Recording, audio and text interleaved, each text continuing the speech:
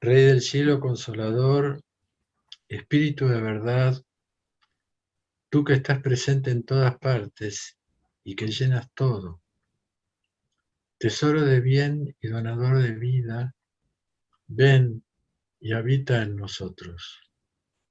Purifícanos de toda mancha y salva nuestras almas, tú que eres bondad. Bien. Bueno, abrimos las puertas del quinto septenario, que son las 7 copas del juicio de Dios. Este septenario es muy corto, es el más corto de todos. Yo lo voy a hacer en 2 partes. Se podría haber hecho en una parte, porque tiene muchas cosas del septenario de las trompetas. Pero decidí hacerlo en 2 partes para agregar algunas cosas donde podamos asociar el texto con los acontecimientos que estamos viviendo, ¿cierto? Por eso decidí hacerlo en 2 partes. Por eso leemos el primer texto, que dice lo siguiente: después de esto, se abre el cielo, en el cielo el templo con la tienda del testimonio.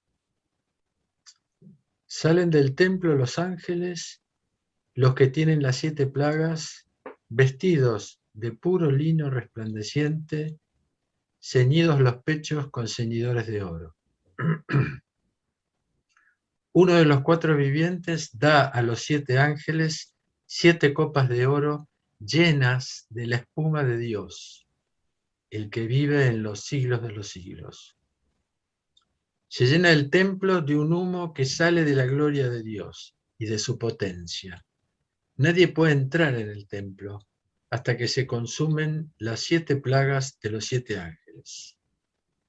Oigo una gran voz venida del templo que dice a los 7 ángeles: id, derramad las 7 copas de la espuma de Dios sobre la tierra.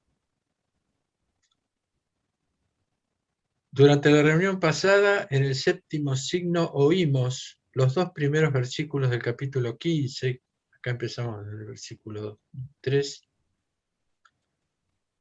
Este texto anuncia las 7 copas y algo alentador, y es que con estas plagas se consuma la justicia de Dios. Ya comienza Esto es diciéndonos... solamente para lo del cuadradito, para activar el audio o desactivarlo Por durante favor, la reunión. por favor, pueden No es cerrar para los que yo micrófonos. escuche lo que está pasando ahí. Pueden cerrar los micrófonos, por favor. Henos aquí frente al templo, nombrado 5 veces en esta visión, dice Jack.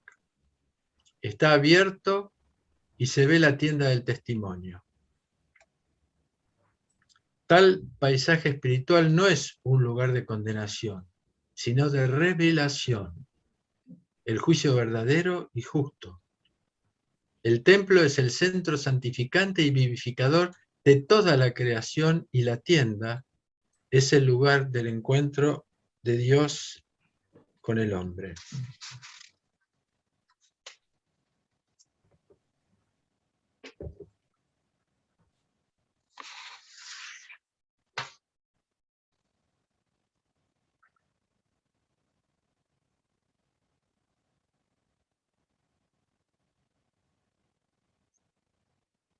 Uno de los vivientes, dice el texto, dice Jack, uno de los vivientes da a los 7 ángeles 7 copas de oro, llenas de la espuma de Dios. La copa es el símbolo de la comunión. Su vino es el vino del amor, que se transformó por nosotros en sangre de la alianza nueva y eterna. Este amor desdeñado hace que la copa de la comunión lleve al Cordero a asumir la espuma ardiente, el reverso de ese amor en el corazón de los pecadores. Él comulga con nuestro mal y nuestra muerte, lleva el pecado del mundo es la copa de la ofrenda y del sacrificio. Como en el tercer centenario de las trompetas, estamos nuevamente en el templo. El templo es lugar donde permanece la santidad divina que vivifica la creación. Y a esta visión se le agrega la del tabernáculo, la tienda del testimonio. Una copia similar de este tabernáculo celestial fue construida por el pueblo de Israel al pie del monte Sinaí, por mandato de Dios a Moisés. Esta tienda era el lugar del encuentro del pueblo con Dios. Al término de esta construcción, Moisés inaugura el sacerdocio, de acuerdo con las instrucciones de Dios, en un rito que duró 7 días. San Juan de Saint-Denis, nuestro obispo fundador, dice que el tabernáculo del Antiguo Testamento y el templo de Salomón fueron reflejos palpables del templo preeterno. Estas copas de oro recibidas por los 7 ángeles son las copas del amor de Dios. Pero ante el rechazo de su amor y despreciando el llamado a la conversión de los 7 signos y las 7 trompetas, el vino se hace espuma que contiene el reverso de su amor, la ira de Dios, que experimentarán los que lo rechazan. Sin embargo, estas copas son un nuevo intento, un nuevo llamado a la conversión, mostrando de antemano las consecuencias. Jack nos da un texto de Isaías como ejemplo de la copa. Esta lectura la oímos hace poco en la fiesta de San Santiago, justamente que estábamos comentando hoy. ¿Se acuerda que se canta el estribillo? Bebió de la copa del reino, ¿no? El texto de Isaías dice: despierta, despierta, de pie, Jerusalén. Tú que bebiste de la mano del Señor la copa de su furor, tú que bebiste y vaciaste la copa del vértigo. Doble es tu accidente, el hambre y la espada. Escucha esto, ebria, pero no de vino. Así habla el Señor tu Dios, que desposa la querella de su pueblo. He aquí, retiro de tu mano la copa del vértigo, la copa del cáliz de mi furor. En adelante no beberás más de ella. Es un texto hermosísimo, es fuerte, pero ya le está diciendo que se terminó, que le retira esa copa. En tiempo de Isaías, Jerusalén, la copa a la que se refiere el Señor, fue destruida junto con su templo, y el pueblo fue condenado al exilio, fruto de los actos de infidelidad y la sordera ante las advertencias de Dios a través de los profetas. Estas copas nos muestran entonces la ira de Dios y su consecuencia, el vértigo de su ausencia, que hace vivir al pueblo en el precipicio de la desnudez impotente. Cuando nos sentimos, cuando Dios no está, cuando estamos en un momento de prueba. Ya vimos que la ira de Dios no es un castigo, es un tiempo acotado también, donde el Señor nos deja abandonados a nuestras fuerzas, pero nos deja enfrentados con las consecuencias de nuestros actos. Clara nos dijo en la reunión pasada, en realidad, el juicio que nos describe el Apocalipsis no es una instancia jurídica, sino una instancia reveladora, y su símbolo e instrumento es la hoz. ¿Quién tiene la hoz? El Hijo del Hombre, en el centro de la visión. Es un texto de ese momento. Yo veo, he aquí una nube blanca, sentado sobre la nube, uno semejante a un hijo de hombre, tiene sobre su cabeza una corona de oro. Y en su mano, una hoz afilada. Puede ser también en Pablo la espada de doble filo, ¿no?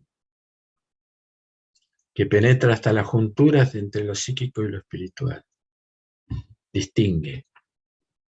Y la tremenda desgracia es que generalmente y muchas veces a través de una mirada más condenatoria que amorosa, Los seres humanos toman estos actos como castigos, como abandonos indiferentes del Señor, ignorando que Él permanece sin intervenir, esperando lo que oímos al principio de la lectura: despiértate, despiértate, levántate. Lo mismo que el pueblo elegido en tiempos de Isaías, en la actualidad, muchos cristianos no perciben ante las pruebas ningún beneficio en la solidaridad del Señor con nuestro dolor, que muchas veces son la cosecha de nuestra siembra. Nos encerramos en nuestra depresión quejándonos por la supuesta infidelidad de Dios, porque sentimos erróneamente que Dios nos ha abandonado, cuando simplemente Dios aceptó nuestro abandono acompañándonos humildemente en el silencio.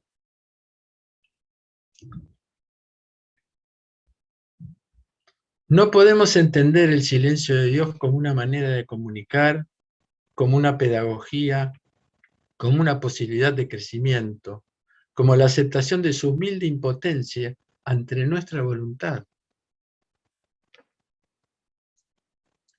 Pero si aceptamos con mansedumbre y humildad beber de las dos copas, esta bebida dolorosa que se hace el alimento, entonces se hace el alimento del despertar de la responsabilidad y a la verdad de nuestro estado. Y ahí se genera el verdadero arrepentimiento, que es lo que Dios busca. En los evangelios el Señor habla de beber de una tercera copa, que es la copa del reino. Les dice a los discípulos varias veces: la copa que me ha dado el Padre, ¿acaso no la voy a beber? Jesús hablaba de su pasión y de su muerte en la cruz, y después de la resurrección. La copa del reino es la copa de la aflicción voluntaria, libre, gratuita, sin la búsqueda de recompensa personal. Esta es la copa del santo y del inocente, la copa del amor de Dios hasta el fin.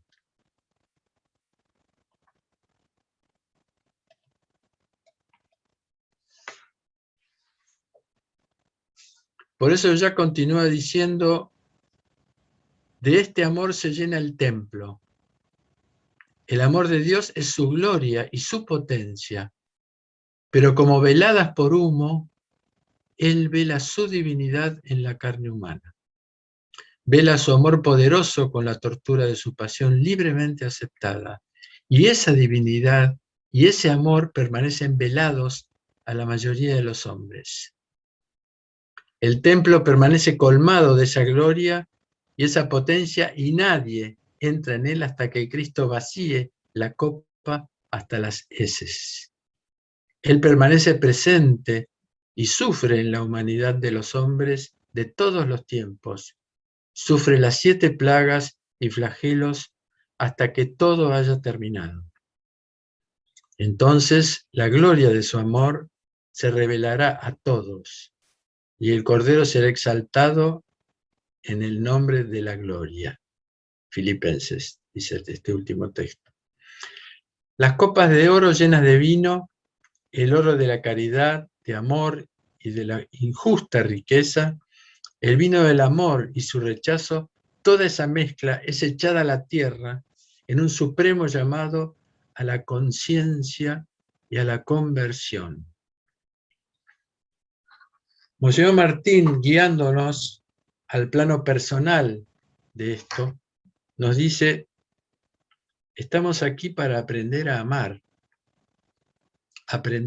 cada vez más libremente, cada vez con más conciencia, el poco tiempo que nos queda por vivir, algunos años, algunas décadas, para aprender a amar a partir de ese lugar libre del yo soy. Ese yo soy es el centro espiritual profundo de cada uno de nosotros.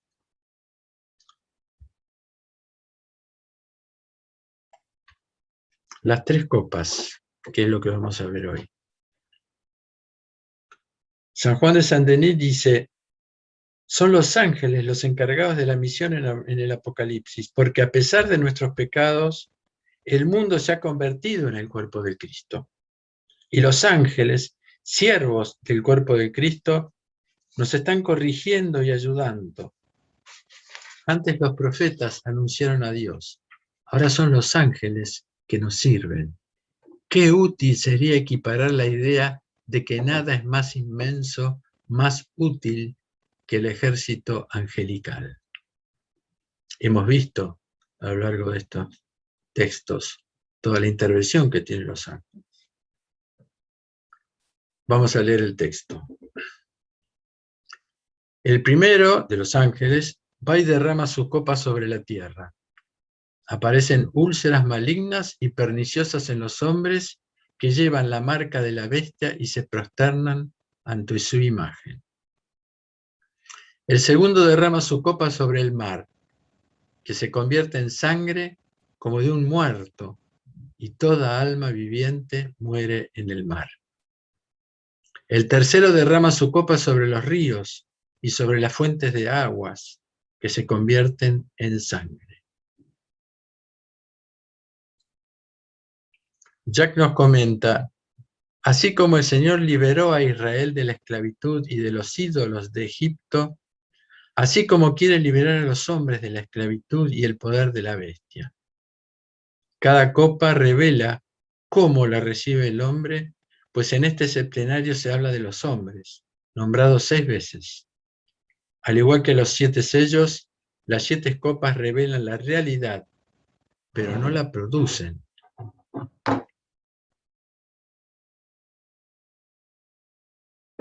La primera copa revela el mal de la tierra poseída por el poder universal de la bestia. La marca de la bestia revela lo que es y lo que da, úlceras malignas y perniciosas. Es un cáncer generalizado a las dimensiones del mundo que habitan los hombres, semejante a la 6ª plaga. Éxodo 9:10. La segunda y la tercera copas revelan el mal de la sangre derramada por violencia a lo largo de las edades. La sangre de los santos profetas, la sangre de tantos inocentes, la efusión atroz de la vida. Y cosechamos lo que sembramos. Al sembrar violencia, violación y sangre, cosechamos sangre y muerte. Debemos así beber de esa sangre derramada y asumir completamente las consecuencias de nuestros actos. Quien nos entrega esta revelación tan clara y contundente es el ángel de las aguas. Él proclama que el Señor y su juicio revelador son justos y le hacen eco los mártires debajo del altar, declarando verdaderos y justos los juicios del Dios Sabaoth, creador de todos los seres. En esta lectura encontramos bastante similitud con el tercer septenario de las 7 trompetas. Sin embargo, las diferencias son importantes. Las trompetas anunciaban desastres ecológicos y plagas que ocurrían de manera limitada a una tercera parte. En las copas los daños son masivos y la muerte se hace presente en todos los daños. Monseñor Martín nos dice, hablando del juicio, esos lugares del juicio son vistos en la luz y se derrumban como en una purificación. No podemos entrar en el detalle, pero notamos solo que son 3 etapas. ¿Cómo se lleva a cabo este proceso de manifestaciones del juicio? En el Apocalipsis se hace a través de 3 septenarios. A través de los sellos, que habla de 1/4 de la tierra, a través de las trompetas o el shofar, que habla de 1/3 parte de la tierra, y de las copas, que habla de toda la tierra.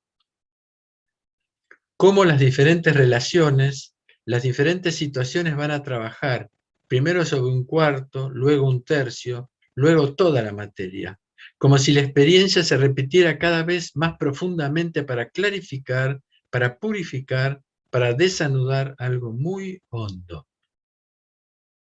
Como dice Jacques, este septenario nos habla de los hombres, y las copas son derramadas para liberarlos del poder de la bestia, que mantiene a los hombres esclavizados.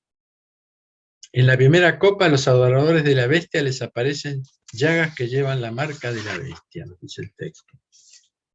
Vimos con clara que la bestia sirve al dragón. Este tiene poder absoluto, pero ese poder no le pertenece a la bestia, es del dragón. Y vimos también que la bestia, que en este caso que es la bestia política, que es la primera bestia que aparece, después va a aparecer otra, representa todos los poderes totalitarios de la historia. Pero ese poder surge y crece por la masa de humanos que se prosternan ante él, a los que Juan denomina frecuentemente los habitantes de la tierra, y los que ahora más se denominan más los apegados a este mundo. O como Cristo dice, el mundo. Yo no soy del mundo.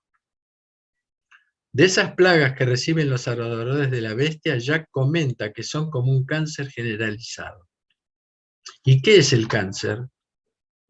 El cáncer es la multiplicación de células malignas que se propagan desordenadamente por todo el cuerpo.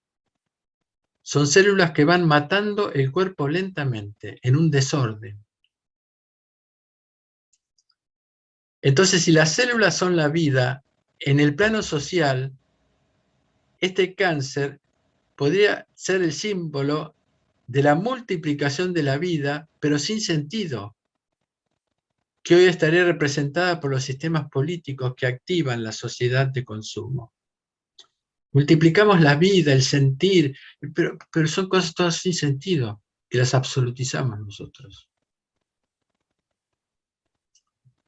Como lo indica Monseñor Martín, pensamos en los sistemas socioeconómicos actuales con los que todos los sistemas políticos están implicados en la corrupción, en la venta de armas, en técnicas de esterilización. Hay toda una trama por debajo que acompaña a estos sistemas malignos de los que somos prisioneros. Y nosotros no vemos detrás de este aparente crecimiento, detrás de las maravillas de la técnica, no vemos profundamente que detrás de muchos de esos bienes, que son bienes, detrás de eso está el pensamiento del maligno que nos lleva a la destrucción. Dice San Justín Popovich, que es un monje serbio contemporáneo, falleció en 1979. La cultura occidental agotó el alma con las preocupaciones mundanas. Y el Inmaculado Señor dijo una vez y para siempre: buscad primero el reino de Dios y su justicia, y el resto se os dará por añadidura. Ese fue el primer texto que recibió nuestra iglesia en su nacimiento. Enorme es la extensión, continúa diciendo Popovich, enorme es la extensión de las necesidades que el hombre contemporáneo inventa apasionadamente. Para satisfacer estas exigencias sin sentido, la gente transformó nuestro admirable y divino planeta en un matadero. Un poquito al margen de esto, leyendo sus textos y enterándome más de lo que sabía sobre la vida de San Justín, me enteré que en un momento dado estuvieron juntos San Justín Popovich, San Juan Maximovich, nuestro fundador, y Velimirovich, Nicolás Velimirovich, de la cual Clara nos dio una historia, nos hizo una historia de él, cuando hablamos sobre los santos. El destino los reunió a los tres, en donde Juan, que es el Juan Maximovich, Juan de San Francisco, fue el asistente del padre Justín Popovich, en un seminario teológico, y mientras que era obispo de esa zona, de Ohrid, que es cerca, Nicolás Velimirovich. Es interesante cómo se cruzan las...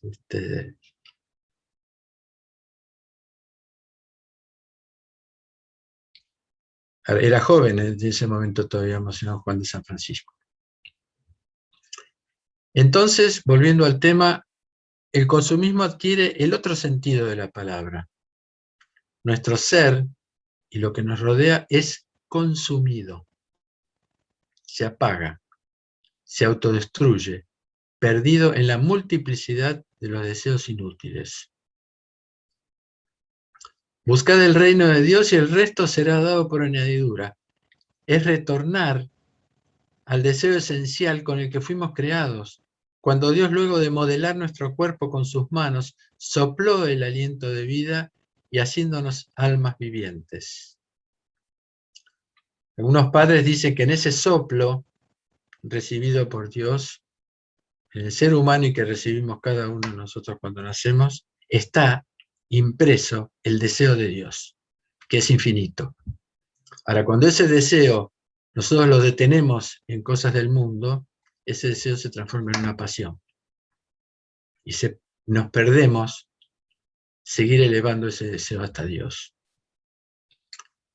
Por eso Justín Popovich continúa diciendo, el mundo en el cual hay desparramados millones de brillantes objetos que distraen los pensamientos, no tiene la fuerza de encontrarse directamente con el Cristo.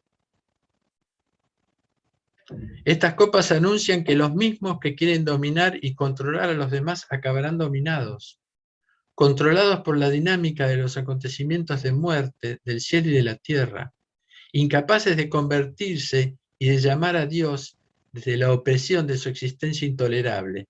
Esta falta de conversión es el infierno de los adoradores de la bestia. En la segunda y tercera copas aparece la sangre, pero hay una progresión. Esta vez esta sangre es derramada en la totalidad de los mares y de los ríos, provocando la muerte de todo ser viviente de ambas aguas.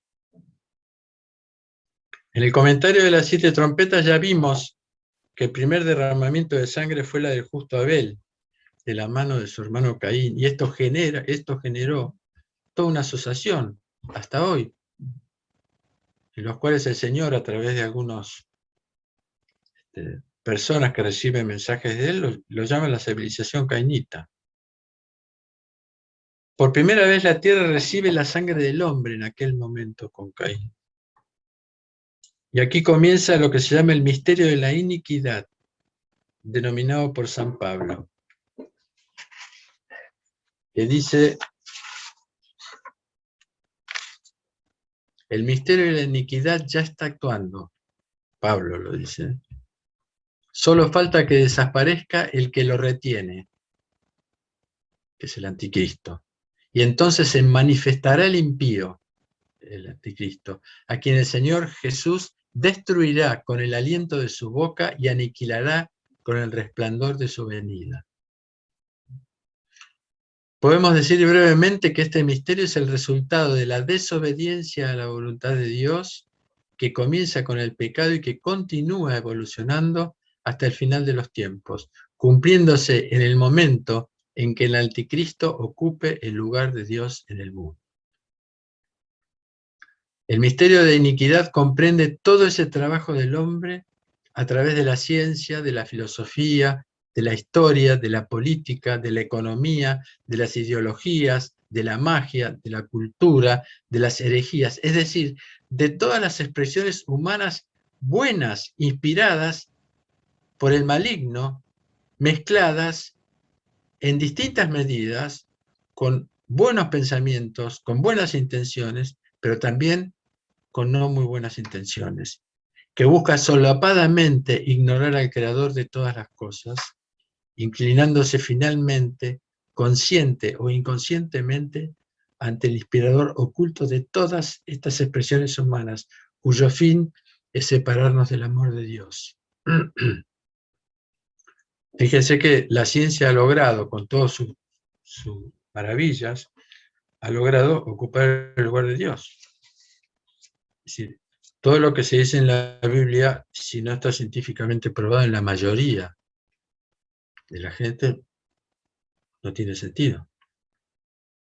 No estoy negando la ciencia, no estoy negando las artes, no estoy negando la filosofía. Lo que digo es que detrás de esos pensamientos, detrás de esa, por ejemplo, de Descartes, que con sus hermosos textos sobre el racionalismo,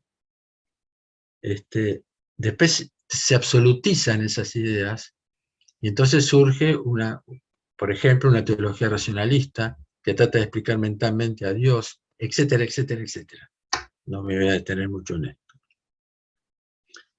El derramamiento de sangre a lo largo de las edades, fruto de la violencia de las guerras y masacres de tantos inocentes, es un factor muy importante de este misterio de iniquidad. El maligno, o como lo denomina Juan el Gran Dragón, se nutre de la sangre del hombre. La sangre es vehículo de vida y el espíritu es vehículo de divinidad. Casi todas las religiones, muchas de las religiones, necesitaban ofrendas de sangre, sobre todo las religiones más aborígenes y demás, para calmar a ese Dios que ellos veían que en realidad no es Dios, ¿no es cierto? Por eso Jesús dio su sangre al mundo demoníaco para rescatar el universo, pero su espíritu, ¿a quién se lo dio? Padre, en tus manos encomiendo mi espíritu. Con la donación de su sangre, Jesús realiza el último sacrificio cruento de la historia para nosotros, que va a detener los efectos de la sangre de Abel. En la iglesia primitiva no se bautizaba a la gente cuyo oficio consistía en derramar sangre. Por ejemplo, los militares. Nuestro santo patrono, San Martín de Tours, es un ejemplo de esto. Él abandonó el ejército y tuvo una prueba muy fuerte, que bueno, le voy a contar, esta vez muchos la saben, en la cual dijo que era capaz de ir a la batalla, que era el día siguiente, sin armas, y en la primera fila, pero que él armas no iba a usar y no iba a matar. Nuestro querido San Martín de Tours. Volviendo a las copas, la sangre que infecta las dos aguas que cae y llena en el mundo no es la sangre del Cordero, sino que es la sangre que proviene de los asesinados de la historia, como dije hace un momento.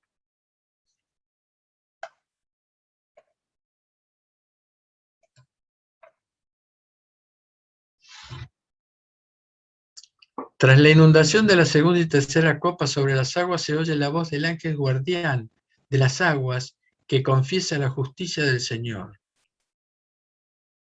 Justo eres, tú, que eres y que eras, tú, el santo, pues tú juzgas estas cosas, porque derramaron la sangre de los santos y de los profetas, y sangre les diste de beber. Son dignos de eso. Y desde el altar donde permanecen los mártires nombrados en el quinto sello, que nos contó Clara, los degollados a causa de la palabra de Dios y el testimonio que mantenían, los que clamaban, ¿hasta cuándo, Señor santo y verdadero, tardarás en hacer justicia y vengar nuestra sangre de los que habitan en la tierra? Desde ese altar se oye, que yo ya lo leí, sí, Señor Sabaoth, verdaderos y justos son tus juicios. Finalmente, después de tanto tiempo de clamar y clamar a clamar, finalmente ahora claman.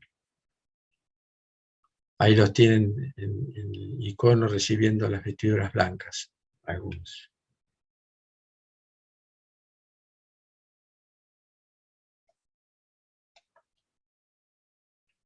Volvemos al tiempo del Éxodo. Todos los egipcios posteriores de todas las civilizaciones se ahogan y mueren en el mar de sangre que han vertido.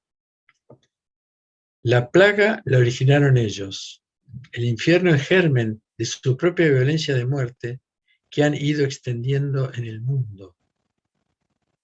Así lo ha proclamado con voz la justicia del ángel de las aguas, buenas, declarando su sentencia final sobre la locura de una violencia que termina siendo autodestructiva. Sobre el asesinato emerge el amor hasta el fin del Cordero y la de aquellos que resisten, ¿se acuerdan? Al principio de todo, aquellos que resisten vertiendo su propia sangre, que es la más alta forma de resistencia. purificando con su sangre la violencia de la historia. Termino con un texto del libro de la sabiduría, que fue escrito aproximadamente entre los años 80 y 50 antes de Cristo, para que vean la actualidad maravillosa que tiene este texto. Sí, vanos por naturaleza son todos los hombres que han ignorado a Dios. Lo que a partir de las cosas visibles no fueron capaces de conocer a aquel que es, y al considerar sus obras no reconocieron al artífice. En cambio tomaron por dioses rectores del universo al fuego, al viento, al aire sutil, a la bóveda estrellada, al agua impetuosa o a los astros luminosos del cielo. Ahora bien, si fascinados por la hermosura de estas cosas, ellos las consideraron como dioses, piensen cuánto más excelente es el Señor de todas ellas, ya que es el mismo autor de la belleza, ya que el mismo autor de la belleza es el que las creó. Y si quedaron impresionados por su poder y energía, comprendan a partir de ellas cuánto más poderoso es el que las formó. Porque a partir de la grandeza y hermosura de las cosas se llega, por analogía, a contemplar a su autor. Sin embargo, estos hombres no merecen una grave reprensión, porque tal vez se extravían buscando a Dios y queriendo encontrarlo, como viven ocupándose de sus obras, las investigan y se dejan seducir por lo que ven. Tan bello es el espectáculo del mundo. Pero ni aún así son excusables. Si han sido capaces de adquirir tanta ciencia para escrutar el curso del mundo entero, ¿cómo no encontraron más rápidamente al Señor de todo?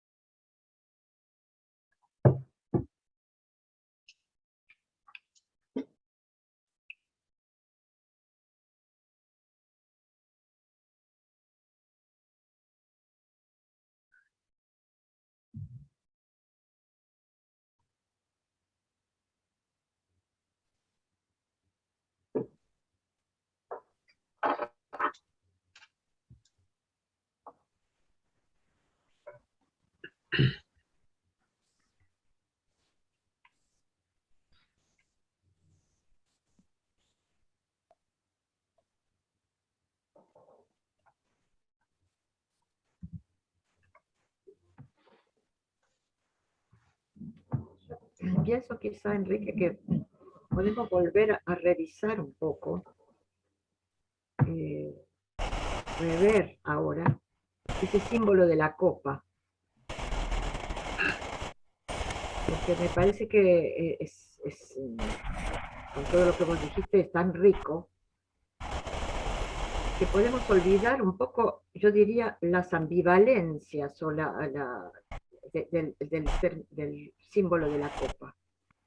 Que por una parte parecería ser la copa del juicio, por otra parte es la copa del reino, es la copa de la pasión. No sé si es mi aparato que hace ruido. Sí, por favor apaguen los, porque se escucha un ruido horrible, no se escucha bien. Sí. Y ahí veo que hay varios que estaban pero puede ser que sea mi propio... No, ahora se terminó, ahora apagaron todos. Gracias. Es decir, que por un lado la copa es un signo de plenitud, y por otra parte es un signo de horror. En el sentido, lo vamos a ver cuando veamos el septenario siguiente. Babilonia, que es la prostituta, es decir, es la antinomia de la mujer que vimos en el cuarto septenario, tiene una copa en la mano. Es decir, que por un lado es el juicio de Dios, por otro lado es la pasión de Jesús, por otro lado es también esas inmundicias y blasfemias que llenan la copa de Babilonia. Y es siempre el mismo símbolo, la copa.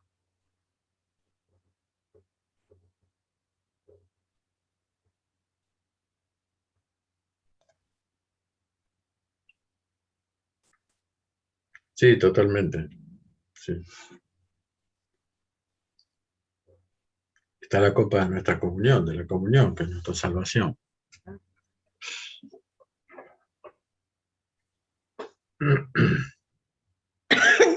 Voy a hacer una pregunta. Es como que dice que del amor rechazado, la energía de las copas se transforma en efervescencia o espuma de Dios. ¿Qué tenemos que entender por eso? ¿La ira de Dios o que ese amor se transforma en fuego que, diremos, arrasa con todo? Fuego purificador. Sí. ¿Cómo? Es Un fuego purificador. Claro, exacto, sí. No, arrasa con todo, arrasa con lo que es malo. Claro, con Claro, lo que está mal, sí, con lo negativo, sí. Claro. el fuego no quema al hombre, quema lo malo del hombre, digamos, para decirlo Claro. así, más Porque Dios siempre da amor. Lo que pasa es el comportamiento del hombre el que determina cómo recibe ese amor, si lo quema, lo destruye o lo magnifica, porque es el comportamiento del hombre. ¿Se acuerdan de la primera pregunta que Dios le hace al hombre? Que nos hace todos los días a nosotros. ¿Dónde estás? Sí. Entonces, acá está Dios. Yo estoy cerca de Dios y estoy calentito, ahora que es invierno. Me voy alejando y me voy enfriando. Empiezo a sentir frío, empiezo a sentir más frío, cada vez peor, me empiezo a sentir solo. ¿Qué le he hecho la culpa a Dios? Señor, ¿por qué? ¿Por qué te quedas ahí? ¿Me explico? Es un ejemplo estúpido lo que te doy, pero creo que simboliza. Ahora, a veces, es decir, no me acuerdo qué santo decía que muchas veces cuando sentimos que Dios se retira, en realidad se retira como cuando nosotros, los que tuvimos hijos, nos retiramos para que nuestro hijo, allá solito llorando porque lo dejé, aprenda a caminar. Hasta mí, ¿cierto? Y ese también es otro sentido. Sí. Pero no, yo todavía no me quedaba claro, ¿viste? Porque pienso en lo que leí, porque yo tengo un libro, que es como que siempre da amor, pero nos puede quemar como la salsa ardiente si estamos alejados del cumplimiento de la palabra de Dios, o nos puede vivificar, pero nunca nos castiga, siempre nos da amor.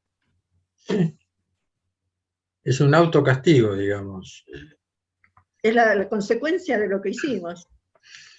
Monseñor dice que, yo se lo guardaba para la próxima reunión, por ejemplo, Monseñor Martín, dice que en la muerte, si nosotros no multiplicamos el amor en nosotros, la visión de Dios, la potencia del amor de Dios, no la vamos a poder soportar.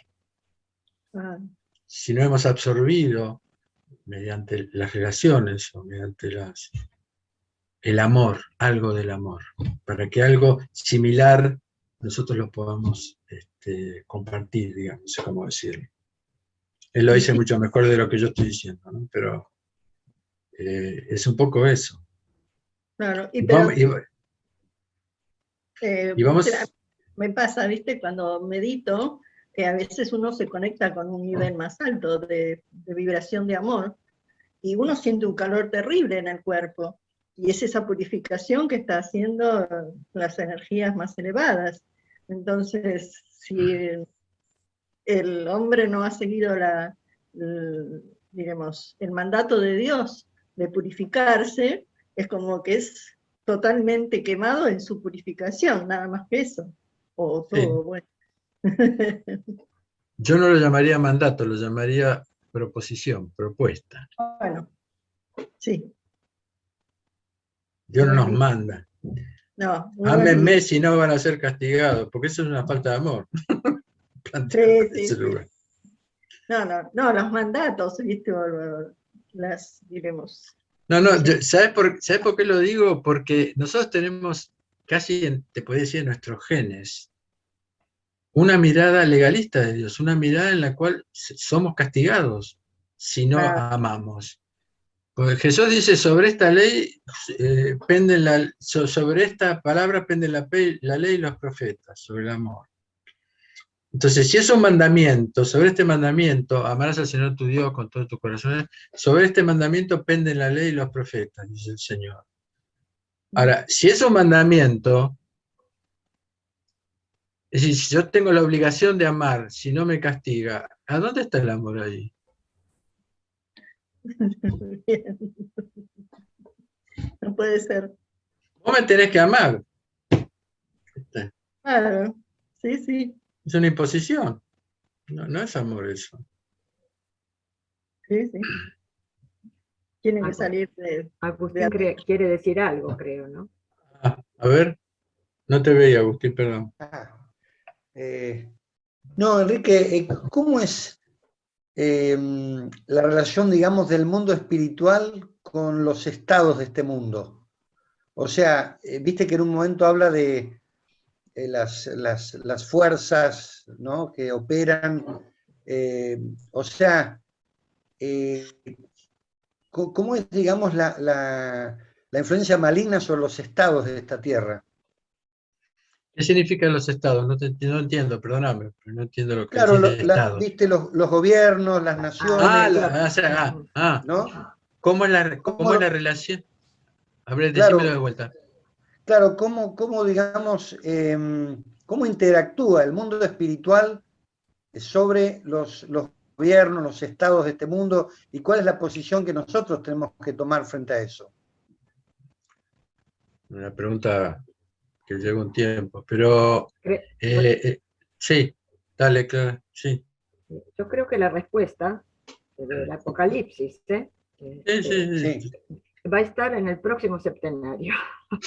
No es, Bueno. no es como las novelas que dice continuará, pero un poco es esto.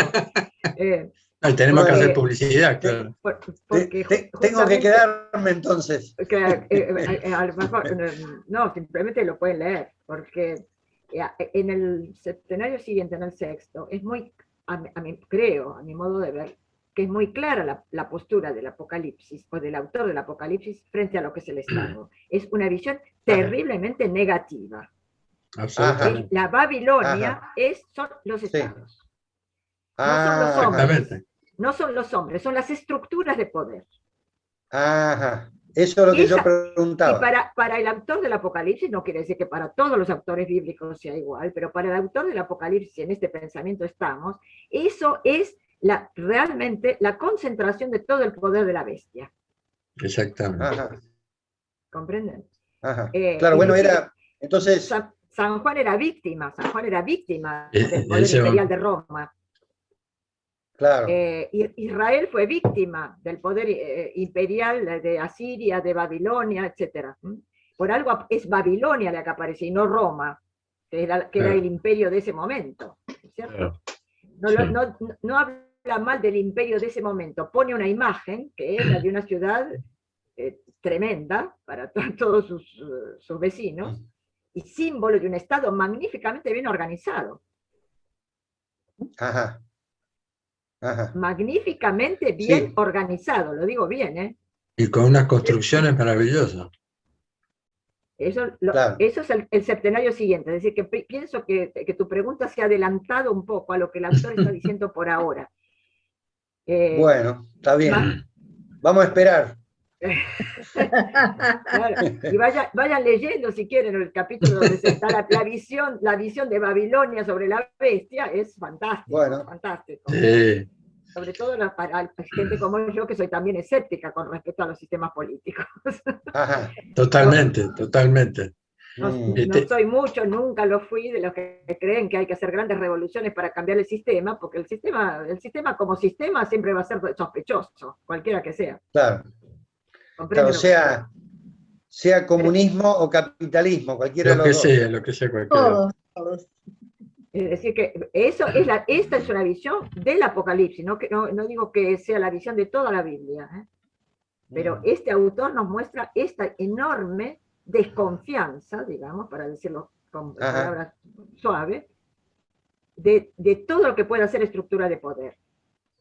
El poder de la iglesia también, ¿eh? También. Totalmente. Todo lo que pueda ser estructura de poder, que es lo que nosotros, digamos, podemos llamar Estado en el ámbito político, ¿no es cierto? Claro. Un pequeño detalle. En cambio, perdón, voy a agregar algo que a lo mejor Enrique no está de acuerdo, por eso quería preguntárselo. Que me llamó la atención que toda el agua de la tierra se vuelva sangre a través de las copas. El mar se vuelve sangre y los ríos se vuelven sangre. Toda el agua, el agua salada, el agua dulce se vuelve sangre. Y yo no sé hasta qué punto no puede ser interpretado de una manera tremendamente positiva. Es decir, hay una purificación, ciertamente, hay un dolor de purificación que es necesario. Pero toda la naturaleza, y en este caso toda el agua, se convierte en Eucaristía. Exactamente. Todo el mundo, todo el universo visible, la naturaleza, digamos, la creación, se convierte en Eucaristía. La sangre de Jesucristo cayó sobre todo, y todo se volvió sangre en ese sentido. No sé si se puede interpretar así. Pero la sangre también yo creo es que de todas sí. las víctimas. Claro, bueno, pero si la sangre de las víctimas es sagrada. Claro. La sangre. Ahora, sí, es una interpretación, no es lo que interpretan algunos, pero yo lo aceptaría, a mí me encanta, no se me ha ocurrido, pero me parece hermosa la interpretación. Pero, Clara. Hay unos que dicen que no, porque como el texto habla de que dice, hay unas interpretaciones que dicen que es la sangre medio putrefacta de todos los muertos y qué sé yo, lo que produce eso, y lo asocian a Egipto. Pero me parece hermosísima como interpretación, totalmente. Es verdad que esa sangre mata. Dice, los hombres mueren, no me acuerdo cómo exactamente el texto, mueren en la sangre, porque claro, se ahogaban en la sangre, digamos. Sí. Pero cuando Dios se acerca, mata una parte de nosotros mismos. Sí. La sangre de Jesucristo, si la recibimos, mata una parte de nosotros mismos, la parte que debe ser destruida. Cuando nos vamos de este mundo, ¿qué queda de lo que somos? Queda muy poco. ¿Cierto? Eso que es salvado es poco. Sí. Con respecto a todo lo que somos. Todo eso otro está destinado a desaparecer. Creo. Podría interpretarse así. Sí. Eso tiene que morir para que lo esencial viva. No, y desde ese sentido, un pequeño agregado, un poco lo que nos contaba ya, como si no, ya no me acuerdo porque los tengo muy juntos. La comunión, la Eucaristía que nosotros tomamos, tiene una doble posibilidad. Es decir, la comunión es una energía que recibimos, poderosa y espiritual. Pero si nosotros no hacemos un trabajo sobre nosotros mismos, esa energía nos va a endurecer y vamos a salir peor. O sea que desde ese lugar también esa Eucaristía de la sangre de Cristo también puede ocasionar que quedemos peor. Es decir, nosotros tenemos más de 500 crismados y hemos tenido más de 5.000 o 10.000, no sé cuántas personas que vinieron por la iglesia. Yo no digo que nuestra iglesia sea la única salvación, pero muchos se fueron peor de lo que vinieron. Y tiene que ver con eso, porque siempre hay algo que tenemos que poner nosotros en eso. Para digamos, y desde ese lugar digo este comentario que apoya lo que decís. Es lindísimo lo que decís. Lindísimo, me encantó. Creo que Eva quería decir algo. A ver, doña Eva, madre de los vivientes. Salomón.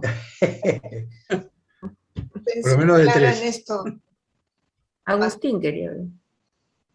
que no Agustín. hay muerte sin resurrección y no hay resurrección sin... ¿No? ¿Se me ¿Sin qué? escucha? No, más o menos. ¿Podés repetirlo, Eva? ¿Está bien? No, yo pensé cuando vos hablaste, lo último que dijiste, que no hay muerte sin resurrección y no hay resurrección sin muerte. ¿Se me escucha? Sí. Sí, sí. Pero Y una nos parte hiciste de pensar, nos hiciste pensar. Sí, Una parte de porque, nosotros tiene que morir. bueno, sí, habla Clara que te dirigió a vos. ¿A mí? ¿Así? Sí, sí. Bueno, yo diría que no hay resurrección sin muerte, seguro. Hay que pasar por la muerte para resucitar. Eso seguro. Que no hay muerte sin resurrección, no sé. Podría haberla. Una muerte que sea simplemente muerte. Aniquilación. Y si no es así, es porque el amor de Dios siempre se va a jugar para que resucitemos. Cualquiera que sea nuestra condición.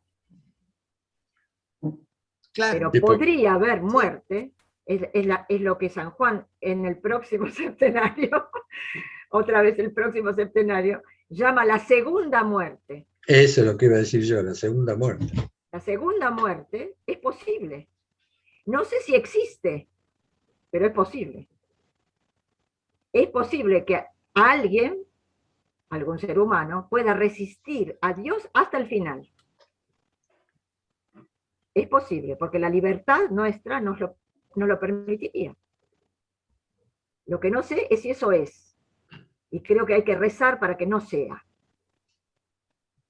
Hay muchos santos que rezaron por eso. Sí, Yo está rezando por... ya hice notar una vez a Santa Teresita del Niño Jesús que rezaba todos los días para que nunca jamás hubiera un condenado. No es la única. San Isaac de Siria, San Isaac, rezaba por los demonios. ¿Sí? Por la salvación de los demonios. La salvación de los demonios. Para debilitarlos. Pero puede existir la muerte sin resurrección. Y que Dios nos libre. Que su amor nos dé siempre el estar insertados en su cuerpo resucitado.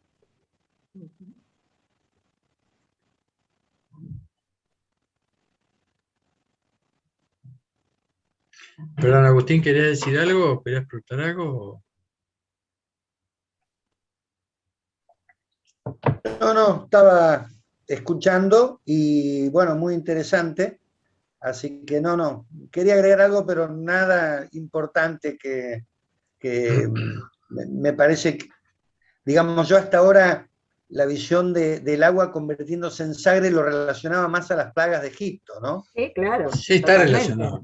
Totalmente. Entonces, pero la visión que está dando Clara me parece que otra cosa, ¿no? Es otro enfoque. Pero también las plagas de Egipto, pueden ser interpretadas de muchas maneras. Claro. ¿Fueron solamente castigos de Dios? Oh, atención, estamos entrando en esa visión que según Enrique hay que ir superando, ¿no? ¿O fueron gracias que Dios daba a Egipto para que se convirtiera? Yo quería decir algo ¿Sí?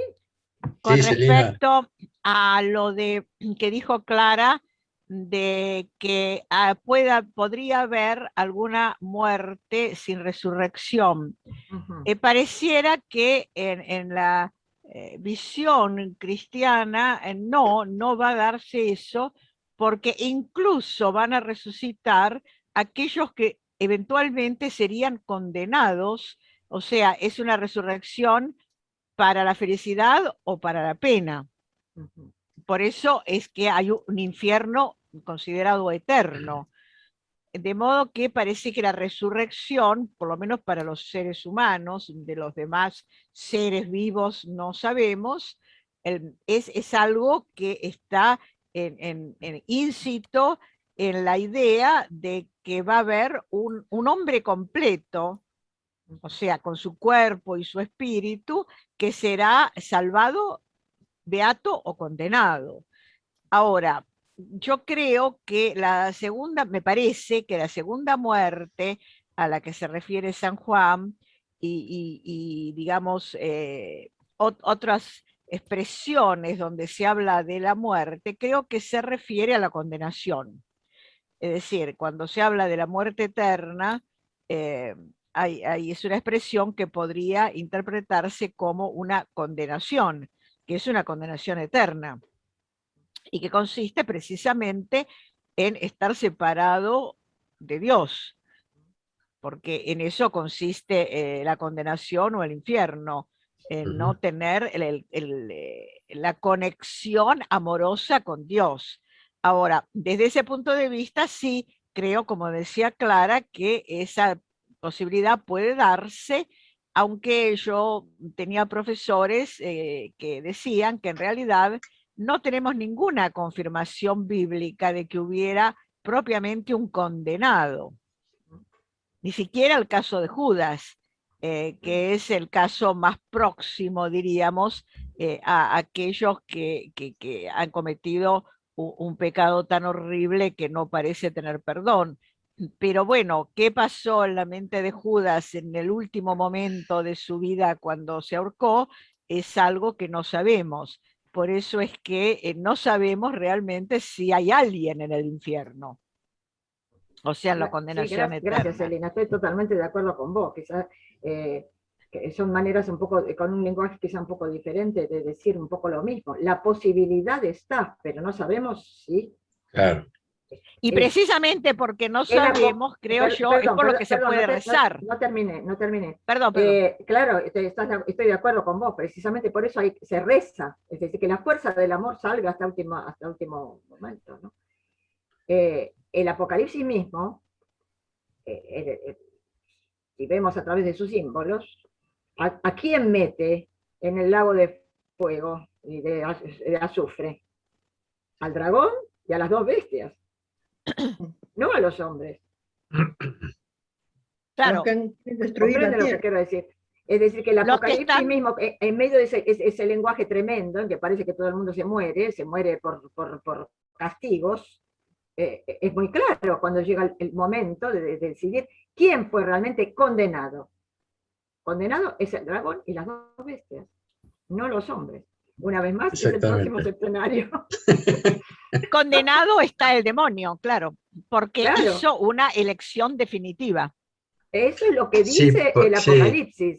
No, San Isaac el Sirio rezaba por los demonios, así que San Isaac el Sirio iba más allá en su esperanza que el Apocalipsis mismo. Ahora, también yo quería decir otra cosa. Hay algunos padres de la iglesia que dicen, espera, que con esto se me escapó lo que quería decir. Hay algunos padres de la iglesia que dicen, se me escapó, bueno, habla, se me va a volver lo que quería decir. Dale, Celina, perdón. Bueno, no sé, si te querías referir, por ejemplo, a Orígenes, es uno de los casos claros en los cuales un padre de la iglesia, siguiendo una tradición anterior a él, decían que en realidad Dios iba a dar todas las oportunidades, ¿no? Para que diríamos así, los primeramente condenados hicieran su penitencia y volvieran a ser, digamos, dignos de la salvación. Por eso para Orígenes no iba a haber ningún condenado, pero bueno, esa doctrina a su vez fue condenada, de modo que es muy complejo el tema, ¿no? Ahora, yo quería... Claro, yo quería decir algo muy modesto, pero una cuestión para aportar al debate, con lo que dijo Clara, con lo cual estoy totalmente de acuerdo, que hay un notable pesimismo en el texto del Apocalipsis con respecto a los poderes terrenos y a los poderes políticos. Y Total. más allá de quién en definitiva haya sido el autor, que es también una polémica muy abierta, yo creo que esto es comprensible si uno piensa en la situación real en el siglo II, en que se escribió el Apocalipsis según los datos más, diríamos así, confiables, porque indudablemente ahí sí hay una situación en que el pueblo judío está viviendo una crisis muy grande de identidad religiosa y de caída o de desesperación de la idea de un Mesías salvador terreno, ¿no? Sí, de acuerdo. Sí, Y de esto me acuerdo. parece que influye. Y modestamente seguro. pienso que también influye en la visión que tiene el autor, algunos autores, por ejemplo, de las últimas cartas de San Pablo, que hoy no se atribuyen a Pablo, sino a una época posterior, pero que ya tiene que ver con la primera caída de Jerusalén en la primera de la guerra de los judíos, y por supuesto con la carta a los hebreos, ¿no? Es decir, me parece que son textos que están mostrando una sociedad religiosa sumamente suspicaz con respecto al poder político. Algo que va a cambiar fundamentalmente un siglo y medio o dos después, cuando el cristianismo va a aceptar al poder político como un protector, ¿no? A partir de Constantino. Sí, exactamente. No podemos Era lo olvidar que quería muy muy modestamente aportar. Estoy totalmente de acuerdo. No podemos olvidar que San Juan, en fin, pues según la tradición, San Juan escribió esto en Patmos, es decir, en una situación de perseguido político. Perseguido político por su fe cristiana, pero perseguido político, porque en ese momento ser cristiano significaba no rendirle culto al emperador, es decir, al Estado. En ese sentido va también la respuesta de Agustín, en el mismo sentido que vamos a... Sí. No es una respuesta, es un comentario más sobre el tema que planteó Agustín, que es interesantísimo. Y no olvidemos que uno de los subtítulos del libro de Jacques, el Apocalipsis, es profecía política. Una parte del subtítulo. Estela, vos querés decir algo. Sí, algo respecto de lo que dijo Celina recién. Apaguen los micrófonos, que no se, hay algo que hace ruido. El parlante de Estela. No sé qué pasa, pero no puedo apagar el mío. No importa, Celina. Justo es para vos, Celina. Bueno, es más una consulta. Recién dijiste que el demonio hizo una elección definitiva. Ahora me acuerdo lo que iba a decir. Dale, sí. Decilo que después yo sigo. Dale. Hay algunos padres de la iglesia, lo que vos decías, Celina, hay varios padres de la iglesia que dicen eso, lo que decías al principio, pero algunos padres de la iglesia dicen que el maligno no tiene perdón porque el maligno tuvo una elección sin ser tentado, que el hombre tiene la posibilidad de salvación porque fue tentado por el maligno. Y el maligno tomó una decisión anterior a cualquier otra tentación. Esos son algunos padres que dicen eso, que no tiene salvación por eso, porque él eligió sin haber sido tentado. A esto quería decir, es un comentario nada más, pero... Bueno, seguí, Estelita. Entonces lo que voy a decir, porque yo iba a preguntar una elección definitiva por ahora, o sea, el maligno no se puede arrepentir en cualquier momento y cambiar su estrategia, cambiar su manera de obrar.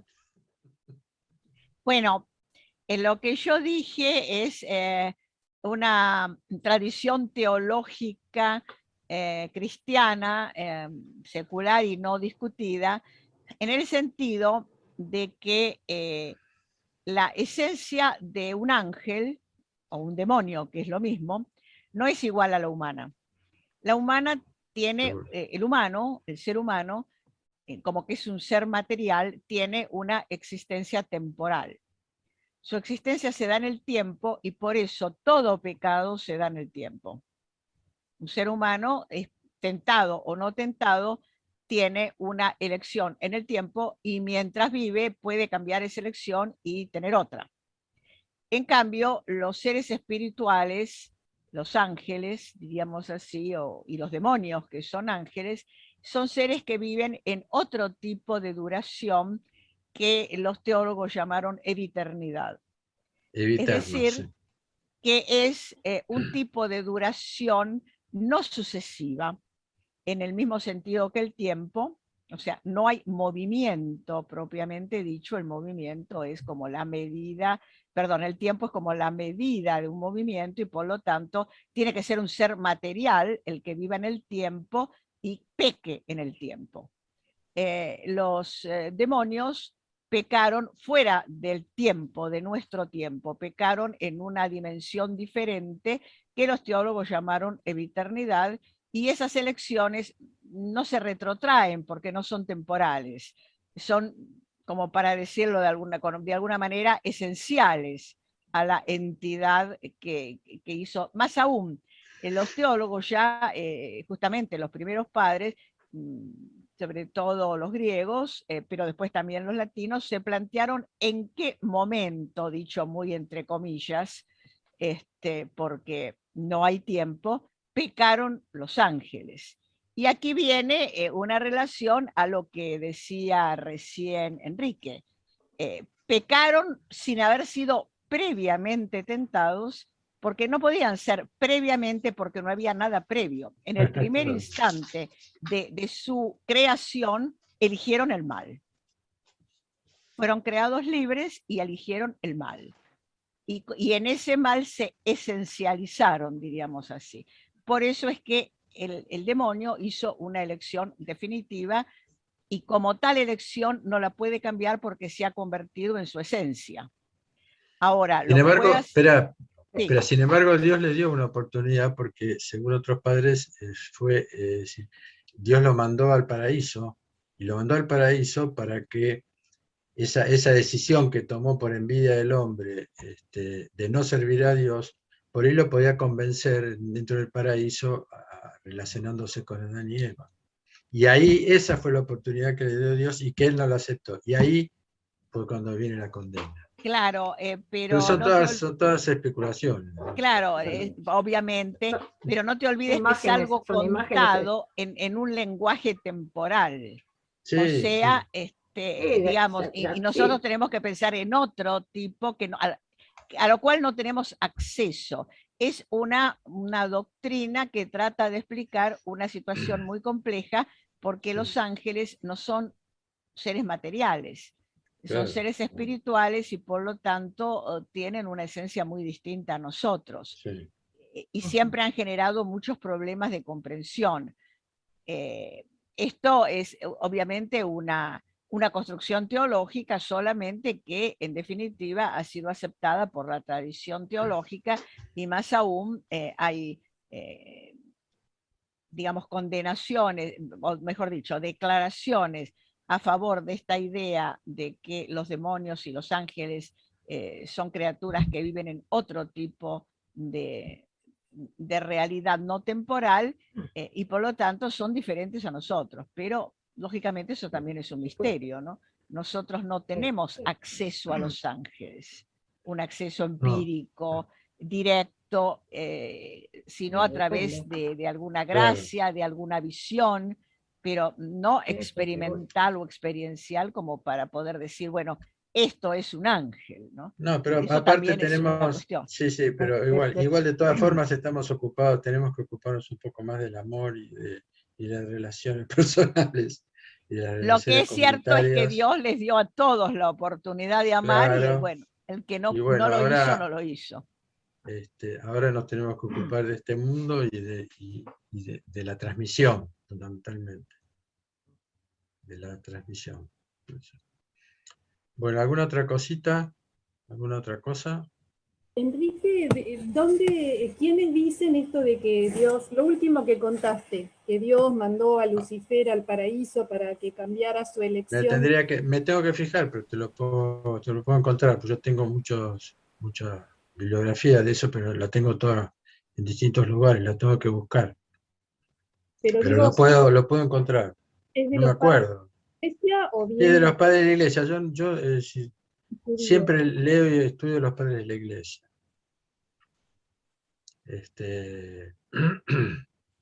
Que tiene que ver con el pecado y la caída.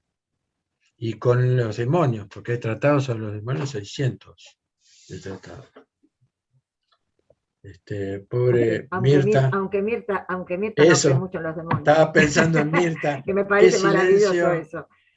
Qué silencio respetuoso. Qué silencio respetuoso, humilde, manso. Todo lo que estamos hablando. Mira, Enrique, puedo estar equivocada, pero me parece que eso que vos estás diciendo, yo lo leí en una especie de colección de fragmentos, que ahora justamente no me acuerdo el título, de los padres del desierto de Egipto. Sí, siempre son los padres del desierto. Pero, bueno, a ver, espera, vamos a ver qué dice Mirta. Celina, espera un poquito. No. Creo que yo recuerdo haber leído eso así, pero bueno, realmente puedo estar equivocada. Enrique, guardo un silencio respetuoso sobre este tema realmente. Lo que comenté ya está dicho y todas las disquisiciones sobre temas angélicos no me van. Esa es la verdad, pero voy a lo esencial, como dirías vos, a la fuente del amor y ahí me quedo por ahora. Tenés bastante trabajo, te digo. Tenemos bastante trabajo con respecto a eso. Muy bien. Bueno, les agradezco muchísimo a todos. Gracias a todos y gracias por sus intervenciones. Por sus preguntas y por sus silencios también. Exacto, los silencios y las palabras. Claro. Bueno, nos vemos el próximo jueves. Muchas gracias por todo. Un abrazo grande. Gracias a vos, Enrique. Muy interesante. Gracias. Hermosa la reunión de hoy. Sí, muy interesante. Chao. Muchas gracias. Gracias, Enrique. Chao, gracias. Chao.